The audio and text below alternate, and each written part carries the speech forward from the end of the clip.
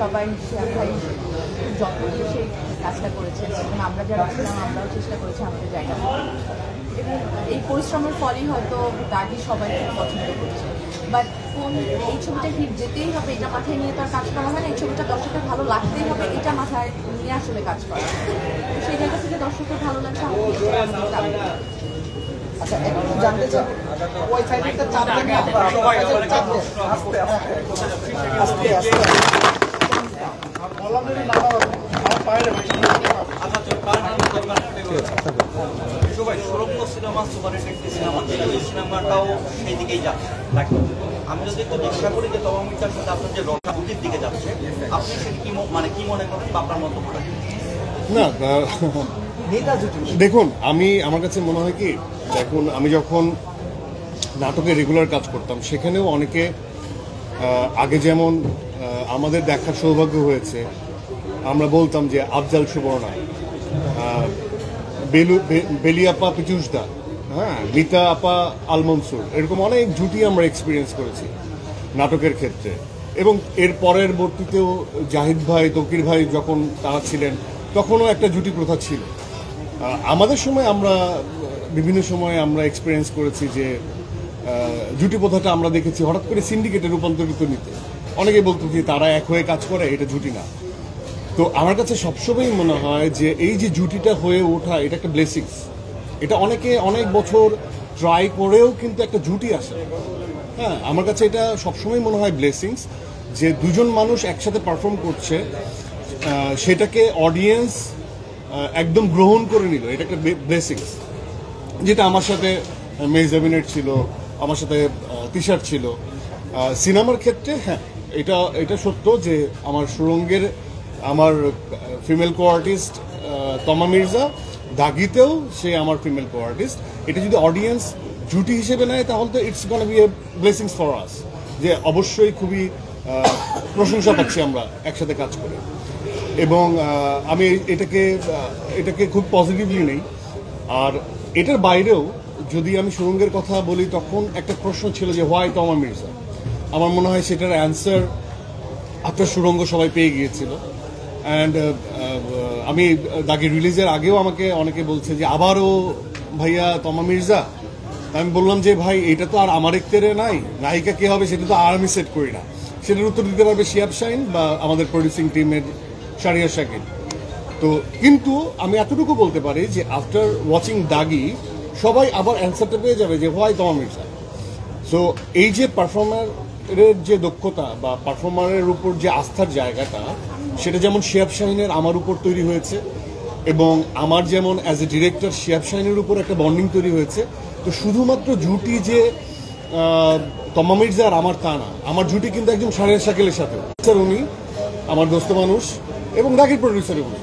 So any healthy জুটি বা healthy আমি বলবো সিঙ্ক্রোনাইজেশন অ্যাজ এ টিম যখন সিঙ্ক হয়ে যায়, এটা ওয়ান কাইন্ড অফ ব্লেসিংস। এটা শুধুমাত্র পারফর্মারের ক্ষেত্রে হয় না, যুগে যুগে ডিরেক্টররা একই ডিওপি নির্ভর, এটা সিন্ডিকেট না, কারণ তার সাথে তার বোঝাপড়াটা অনেক সুন্দর। একজন স্ক্রিপ্ট রাইটারের সাথে যে তালমিল, সেটা তার বোঝাপড়াটা, এটাকে আমি বলি বোঝাপড়া। সো আমরা ব্লেসড যে আমরা আমাদের চরিত্রগুলোকে ফুটিয়ে তুলছি এবং একইভাবে, এবং এটা দর্শক পছন্দ করছে।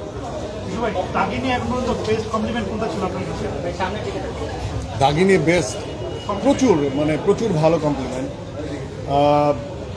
আমার কাছে সবচেয়ে বেশি সুন্দর কমপ্লিমেন্ট লাগে যে একটি চরিত্র যখন আমরা ধারণ করি বা পোর্ট্রে করি, সেখানে আমি সবসময় বলি যে একটা অ্যাক্টিংয়ের গ্রাফ বা কনসিস্টেন্সি থাকতে হয়।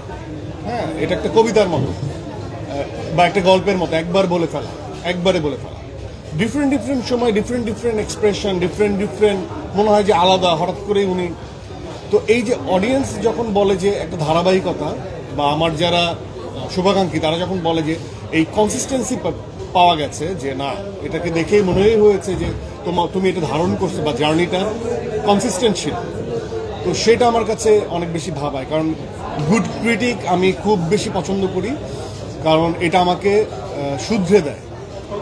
শাকিল ভাই কাছে জানতে চাই, শাকিল ভাই আসলে আমাদের দেশে যেহেতু বক্স অফিসের প্রচলনটা নেই, সেই অর্থে আমরা আসলে জানি না সিনেমাটা কেমন যাচ্ছে, মানে কেমন আর্ন করছে। সো অ্যাজ এ প্রডিউসার আপনার কাছে জানতে চাই, আসলে সিনেমাটা ব্যবসায়িক দিক থেকে আসলে কতটুকু, মানে এই কয়েকদিনে আসলে কতটুকু সফল হবে? দেখেন আপনি যেরকম বলতে পারছেন না ওরকম আমিও বলতে পারছি না, যেহেতু আমার কাছে যতক্ষণ না রিপোর্টগুলো আসছে। সো আপনারা জানেন যে সব রিপোর্ট একদিনে চলে আসে না, এমনকি মাল্টিপ্লেক্সগুলোর রিপোর্ট আসতেও কোনোটা 4 দিন 5 দিন 7 দিনও লেগে যায়। কিন্তু হ্যাঁ, ইউ আর রাইট যে আমরা তো ট্রেন্ডটা ধরতে পারি, বুঝতে পারি, শো সংখ্যা প্রতিদিন জানতে পারি।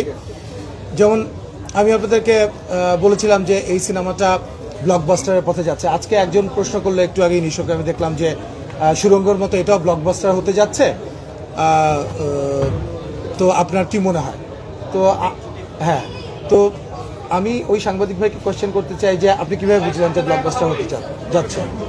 হ্যাঁ, সো কিভাবে বুঝলেন আপনি যেভাবে বুঝেছেন সেভাবেই আমরা বুঝেছি, বরং আমাদের কাছে আরও আপনি তো পারসেপশন ওয়াইজ বলেছেন, আর আমরা পারসেপশনের সাথে আমাদের কাছে ডেটা আছে এবং নাম্বার আছে, সেটার ধরে এবং ট্রেন্ড ধরে আমরা বুঝতে পারি যে একটা ছবি ভালো করছে কি খারাপ করছে। যেমন একটা এক্সাম্পল দিই আপনাদেরকে।